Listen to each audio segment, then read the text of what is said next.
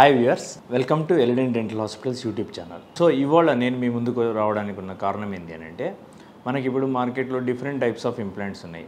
మామూలుగా రెగ్యులర్గా చూస్తే ఏముంటుంది, బేసల్ ఆర్ కార్టికల్ ఇంప్లాంట్స్ అంటాం, లేదంటే కన్వెన్షనల్ ఇంప్లాంట్స్ అంటాం. యాక్చువల్గా ఈ రెండిటికున్న తేడా ఏంది, లేదు మీకు ఎట్లా ఉంటుంది అని అంటే 3 రోజులలోనే పర్మనెంట్ టీత్ ఇచ్చేస్తాము అన్న ధోరణిలో చెప్తూ ఉంటాం కదా. ఆ రకంగా వీటికి ఉన్న డిఫరెన్సెస్ ఏంది, ఎందుకు ఆ రకంగా ఇవ్వగలుగుతాము, ఎందుకు వేరే దానికి వెయిట్ చేయమంటాము, అసలు నిజంగా వెయిట్ చేయాలా వద్దా, ఎవరు వెయిట్ చేయాలి, అవన్నీ మనం డీటెయిల్గా చూద్దాం. ఇక్కడ తీసుకుంటే నేను మేజర్గా 5 డిఫరెన్సెస్ చెప్తాను, ఐదర్ ఈ కార్టికల్కి ఆర్ బేసల్కి అండ్ కన్వెన్షనల్ ఇంప్లాంట్కి, రెగ్యులర్ ఇంప్లాంట్కి. అందులో మొదటిది ఏంటి అని అంటే, కార్టికల్ ఇంప్లాంట్స్ అనేవి బాగా లెంతీ ఇంప్లాంట్స్. అదే మనము కన్వెన్షనల్ ఇంప్లాంట్స్ తీసుకుంటే కనుక వాటితో కంపేర్ చేస్తే లెంత్ తక్కువ ఉంటుంది. ఎందుకు అనంటే, మనకి ఇక్కడ కార్టికల్ ఇంప్లాంట్ అనేది పైన బోన్ అంటే డెన్స్ బోన్లో తీసుకోవాలి. ఎందుకు మనకు ఎప్పుడు మనం కార్టికల్ ఇంప్లాంట్కి వేస్తాము, ఇక్కడ ఎముక ప్రాపర్గా లేనప్పుడే పైన వేస్తాము. సో ఇక్కడ ఎముక కనుక ప్రాపర్గా ఉంటే కన్వెన్షనల్కి వెళ్ళిపోవచ్చు. సో అందుకనేసి అవి లెంత్ ఎక్కువ ఉంటుంది. నెక్స్ట్ వచ్చేసి ఏముంటుంది అని అంటే, ఆ కార్టికల్ ఇంప్లాంట్స్కి లెంత్ ఎక్కువ ఉన్నా కూడా ఓన్లీ పైన ఒక 3 to 4 థ్రెడ్స్ మాత్రమే బోన్లో ఎంగేజ్ అయ్యి ఉంటుంది, అంత సాఫ్ట్ పార్టే ఉంటుంది. అదే కన్వెన్షనల్లో అయితే మొత్తం కంప్లీట్ ఇంప్లాంట్ మొత్తమే థ్రెడ్స్ ఉంటాయి, ఇది మొత్తం బోన్లో పోయి కూర్చొని ఉంటుంది. అంతే కనుక నెక్స్ట్ థర్డ్ వన్ ఏంటి అని అంటే, ఇక్కడ మీకు కార్టికల్లో మెకానికల్ ఫిక్సేషన్ అయితే, అంటే ఆసియో ఫిక్సేషన్ అంటాం. ఎట్లా ఇప్పుడు మనకు ఫర్ ఎగ్జాంపుల్ గోడకు ఒక మూల కొట్టినాం అనుకోండి, దానికి ఇమ్మీడియట్ స్ట్రెంత్ వస్తుంది, ఆ రకమైన ఫిక్సేషన్ ఉంటుంది. అదే మీకు కన్వెన్షనల్లో అయితే ఆసియో ఇంటిగ్రేషన్ అంటాం. అంటే ఇలాంటి ఇంప్లాంట్ బోన్లో పెట్టిన తర్వాత దీని చుట్టూ ఎముక అనేది ఫామ్ అయిపోతుంది.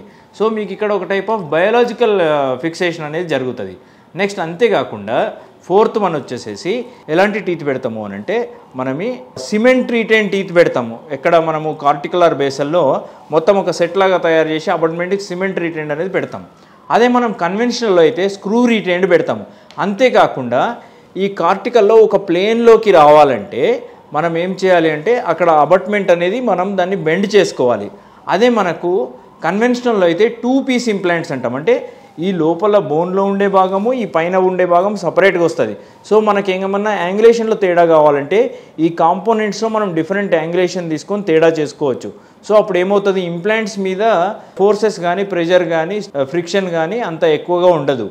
నెక్స్ట్ వచ్చేసేసి ఏంటంటే నంబర్ ఆఫ్ ఇంప్లాంట్స్.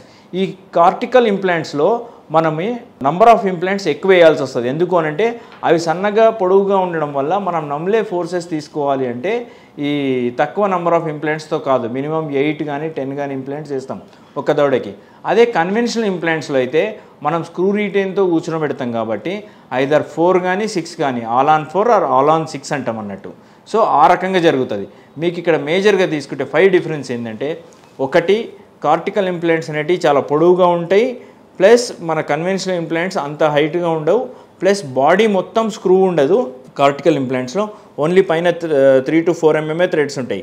అదే అట్లా కాకుండా కన్వెన్షనల్ ఇంప్లాంట్స్లో మనకు బాడీ మొత్తం థ్రెడ్స్ ఉంటాయి. థర్డ్ డిఫరెన్స్ ఏంటంటే, కార్టికల్ ఇంప్లాంట్స్లో మీకు మెకానికల్ ఫిక్సేషన్ ఉంటుంది, అంటే ఆసియో ఫిక్సేషన్ అంటాం. అదే కన్వెన్షనల్ ఇంప్లాంట్స్లో అయితే మీకు దాని చుట్టూ ఎముక ఫామ్ అవుతుంది, అక్కడ ఆసియో ఇంటిగ్రేషన్, ఒక టైప్ ఆఫ్ బయాలజికల్ ఫిక్సేషన్ ఉంటుంది. ఫోర్త్ వన్ ఏంటి అని అంటే నంబర్ ఆఫ్ ఇంప్లాంట్స్. అంటే మీకు కార్టికల్లో నంబర్ ఆఫ్ ఇంప్లాంట్స్ అనేవి ఎక్కువ వేయాల్సి వస్తుంది, ఎందుకంటే మన అక్లూజల్ ఫోర్సెస్ తీసుకోవడానికి. And fifth one and the last one ఏంటంటే, ఇక్కడ మనము కార్టికల్ ఇంప్లాంట్స్లో స్క్రూ రీటైన్ టీత్ అనేవి ఇవ్వలేము, ఓన్లీ సిమెంట్ రీటైన్ టీతే ఇవ్వగలుగుతాం. అదే కన్వెన్షనల్లో అయితే మనము అన్ని స్క్రూ రీటైన్ టీత్ ఇస్తాం. దీన్ని ఇలా ఇవ్వడం వల్ల ఏంటంటే మన గమ్స్ కానీ మన చిగుర్లు కానీ కొంచెం హెల్తీగా ఫీల్ అయ్యే ఛాన్స్ ఉంటుంది. So if you ask me, అంటే మీరు ఏది సజెస్ట్ చేస్తారు, ఏది బెస్ట్ అని అంటే, మేము ఎక్కువగా చేసేది మాత్రం కన్వెన్షనల్ ఇంప్లాంట్సే. వెరీ రేర్ కేసెస్లో ఈ కార్టికల్ చేస్తాము. అట్లా ఏం లేదు, కార్టికల్ కూడా సక్సెస్ఫుల్గా ఉంటుంది. నాకు చాలామంది ఫ్రెండ్స్ ఉన్నారు, వాళ్ళు చేయించుకుంటున్నారు. బట్ ఎలా ఉంటుంది అని అంటే, ఈ ఇంప్లాంట్స్ చేయడానికి ఓన్లీ ఇంప్లాంట్ సిస్టమ్ ఒకటే కాకుండా ఇంకా వేరే అదనపు ఫ్యాక్టర్స్ ఉంటాయి. లైక్ వాళ్ళ ఎక్స్పీరియన్స్ ఏంది, ఇప్పుడు మేము గత 18 సంవత్సరాలుగా చేస్తున్నాం. సో వాళ్ళ ఎక్స్పీరియన్స్ ఏంది, వాళ్ళ దగ్గర ఉన్న టెక్నాలజీ ఏంది, టీమ్ ఎట్లా ఉంది, ఎక్స్పర్టైజ్ ఏంది, ఇప్పుడు దానికి prosthodontist, periodontist, oral and maxillofacial surgeon, good lab ఉండాలి, ల్యాబ్ టెక్నీషియన్స్ ఉండాలి, అండ్ అదే రకంగా టెక్నాలజీ ఉండాలి. ఎక్స్పర్టైజ్ కనుక ఉంటే కనుక మనం బోన్ తక్కువగా ఉన్నా, బోన్ లేకున్నా కూడా ఈ కన్వెన్షనల్ ఇంప్లాంట్స్ చేసి సక్సెస్ చేయొచ్చండి.